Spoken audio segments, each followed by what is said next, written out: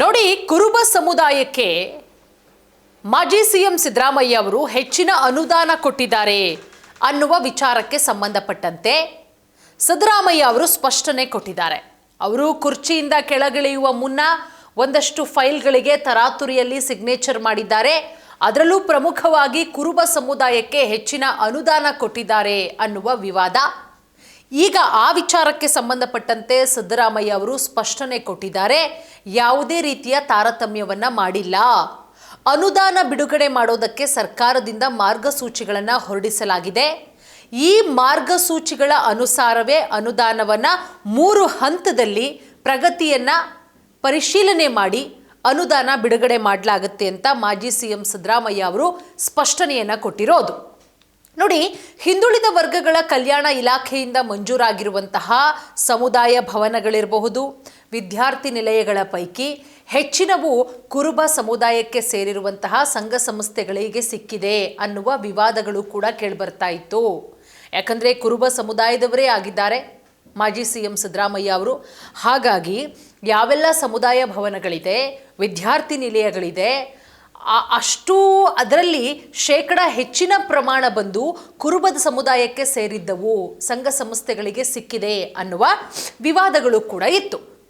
So ಇದೆಲ್ಲದರ ಬೆನ್ನಲ್ಲೇ ಮಾಜಿ ಮುಖ್ಯಮಂತ್ರಿಗಳಾದಂತಹ ಸಿದ್ದರಾಮಯ್ಯ ಅವರು ಈ ಬಗ್ಗೆ ಸ್ಪಷ್ಟನೆಯನ್ನು ಕೂಡ ಕೊಟ್ಟಿದ್ದಾರೆ. ಒಂದಷ್ಟು ಆರೋಪಗಳು ದೊಡ್ಡ ಮಟ್ಟದಲ್ಲಿ ಕೇಳಿಬಂತು. ತರಾತುರಿಯಲ್ಲಿ ಸಿಗ್ನೇಚರ್ ಹಾಕಿದ್ದಾರೆ, ಕೋಟ್ಯಾಂತರ ರೂಪಾಯಿ ಅನುದಾನವನ್ನು ಬಿಡುಗಡೆ ಮಾಡಿದ್ದಾರೆ ಅಂತ ಹೇಳಿ ಈ ವಿಚಾರಕ್ಕೆ ಸಂಬಂಧಪಟ್ಟಂತೆ ಸಿದ್ದರಾಮಯ್ಯನವರು ಸ್ಪಷ್ಟನೆ ಕೊಟ್ಟಿದ್ದಾರೆ.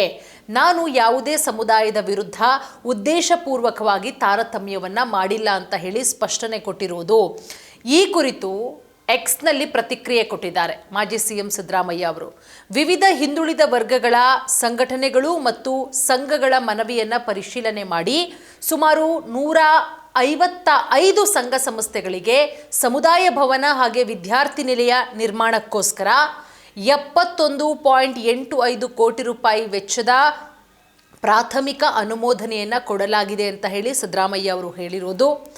ರಾಜ್ಯದ ಹಿಂದುಳಿದ ವರ್ಗಗಳ ಕಲ್ಯಾಣ ಇಲಾಖೆ ವಿವಿಧ ಹಿಂದುಳಿದ ವರ್ಗಗಳ ಸಂಘ ಸಂಸ್ಥೆಗಳು ನೀಡಿರುವ ಮನವಿಯನ್ನು ಪರಿಶೀಲನೆ ಮಾಡಿ 155 ಹಿಂದುಳಿದ ವರ್ಗಗಳ ಸಂಘ ಸಂಸ್ಥೆಗಳಿಗೆ 71.85 ಕೋಟಿ ರೂಪಾಯಿ ವೆಚ್ಚದಲ್ಲಿ ಸಮುದಾಯ ಭವನ ವಿದ್ಯಾರ್ಥಿ ನಿಲಯಗಳ ನಿರ್ಮಾಣಕ್ಕೆ ಪೂರ್ವಭಾವಿ ಮಂಜೂರಾತಿಯನ್ನು ಕೊಡಲಾಗಿದೆ. ಇದೇನು ಫಲಾನುಭವಿಗಳ ಅಂತಿಮ ಪಟ್ಟಿ ಅಲ್ಲ. ಬೇರೆ ಬೇರೆ ಹಿಂದುಳಿದ ಜಾತಿಗಳು ನೀಡಿರುವ ಮನವಿಯನ್ನೂ ಕೂಡ ಪರಿಶೀಲನೆ ಮಾಡಲಾಗಿದೆ. ಸೊ ಅವುಗಳಿಗೆ ಮುಂದಿನ ದಿನಗಳಲ್ಲಿ ಅನುದಾನವನ್ನು ಬಿಡುಗಡೆ ಮಾಡಲಾಗುತ್ತೆ ಅಂತ ಹೇಳಿ ಒಂದಷ್ಟು ಸ್ಪಷ್ಟನೆಯನ್ನು ಕೊಡೋ ಕೆಲಸವನ್ನು ಕೂಡ ಸಿದ್ದರಾಮಯ್ಯ ಅವರು ಮಾಡಿದ್ದಾರೆ.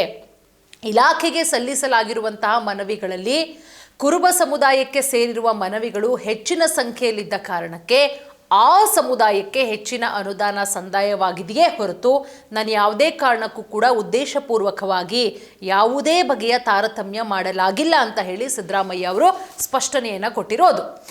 ನೋಡಿ, ಕುರುಬ ಜನಾಂಗದ ಜೊತೆಗೆ ಮಡಿವಾಳ ಇರಬಹುದು, ಲಿಂಗಾಯತ ಇರಬಹುದು, ಒಕ್ಕಲಿಗ ಇರಬಹುದು, ಬೆಸ್ತ ಇರಬಹುದು, ಬಲಿಜ ಇರಬಹುದು, ಗೊಲ್ಲ ಸಮುದಾಯ ಇರಬಹುದು, ಜಟ್ಟಿ ಇರಬಹುದು, ಕುಂಬಾರ, ಅರಸು, ಹೆಳವ, ಸವಿತಾ ಸಮಾಜ, ಉಪ್ಪಾರ, ಗಾಣಿಗ, ಕುರುಹಿನ ಶೆಟ್ಟಿ, ಹಾಲಕ್ಕಿ, ರೆಡ್ಡಿ ಈ ಜನಾಂಗದವರ ಸಮುದಾಯ ಭವನ ಮತ್ತು ವಿದ್ಯಾರ್ಥಿ ನಿಲಯಗಳ ಕಟ್ಟಡಗಳ ನಿರ್ಮಾಣಕ್ಕೆ ಪೂರ್ವಭಾವಿ ಆದೇಶವನ್ನು ಕೂಡ ಹೊರಡಿಸಲಾಗಿದೆ. ಈ ಆದೇಶವು ಅನುದಾನದ ಬಿಡುಗಡೆಯ ಆದೇಶ ಅಲ್ಲ.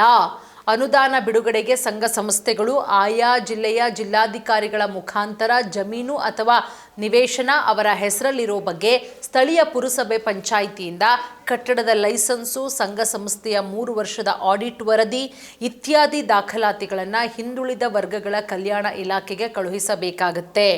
ಅನುದಾನ ಬಿಡುಗಡೆ ಮಾಡಲು ಸರ್ಕಾರದಿಂದ ಮಾರ್ಗಸೂಚಿಯನ್ನು ಹೊರಡಿಸಲಾಗುತ್ತೆ. ಈ ಮಾರ್ಗಸೂಚಿಗಳ ಅನುಸಾರ ಅನುದಾನವನ್ನು 3 ಹಂತದಲ್ಲಿ ಪ್ರಗತಿ ಪರಿಶೀಲನೆ ಮಾಡಿ ಅನುದಾನ ಬಿಡುಗಡೆ ಮಾಡಲಾಗುತ್ತೆ.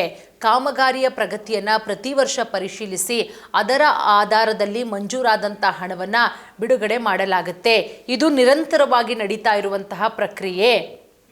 ಈ ರೀತಿ ಅನುದಾನವನ್ನು ಬಿಡುಗಡೆ ಮಾಡಬೇಕಾದ್ರೆ ಸರ್ಕಾರದ ಆದೇಶಕ್ಕೆ ಪ್ರವರ್ಗ 1, ಪ್ರವರ್ಗ 2ಎನಲ್ಲಿ ಬರುವ ಜಾತಿಗಳಿಗೆ 70%, ಪ್ರವರ್ಗ 3ಎ ಹಾಗೆ 3ಬಿನಲ್ಲಿ ಬರೋ ಜಾತಿಗಳಿಗೆ 30%, ಮಂಜೂರು ಮಾಡಲಾಗುತ್ತೆ.